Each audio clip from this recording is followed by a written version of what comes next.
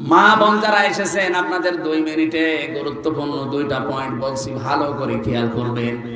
এই পৃথিবীতে একজন মহিলাকে জিন্দা অবস্থায় আল্লাহ সালাম দিয়েছে, আর একজন মহিলাকে জীবিত অবস্থায় জান্নাতে ঘর দেখিয়েছে।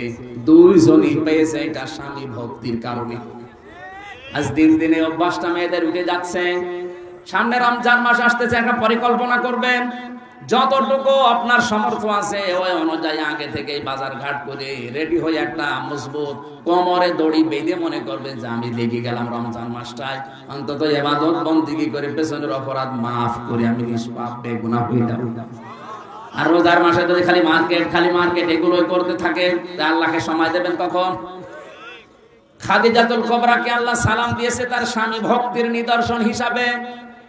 এত বেশি ভক্তি শ্রদ্ধা স্বামীর প্রতি দেখিয়েছে, নিজের জীবনের সব কিছু স্বামীকে দিয়ে দিয়েছে সম্পদাদি।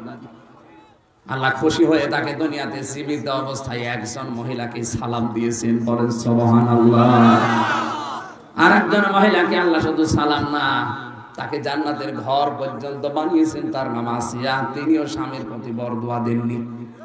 তার স্বামী হাতের ভেতরে পেরেক লাগিয়েছিল, মাথার উপরে পেরেক লাগিয়েছে, এরপরও আসিয়া কোনদিন বলেন না আল্লাহ তুমি আমার স্বামীকে ধ্বংস করে দাও না। তিনি বলেছিলেন নাজ্জিনি মিন ফিরাউন, হে আল্লাহ তুমি আমাকে আমার স্বামীর অত্যাচার থেকে বাঁচাও, কিন্তু তুমি আমার স্বামীর উপরে গজব দিও না।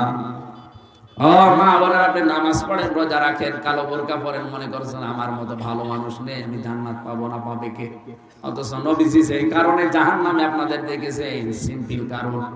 আল্লাহর নবী বলেন ওই মহিলাকে আমি নবী জাহান্নামে দেখলাম যারা রাস্তাঘাটে চলার সময় চুল খুলে খুলে চলতো, 8-60 পোশাক পরতো, আর এমন পোশাক পরতো যেটা পরাও যান না পরাও তা।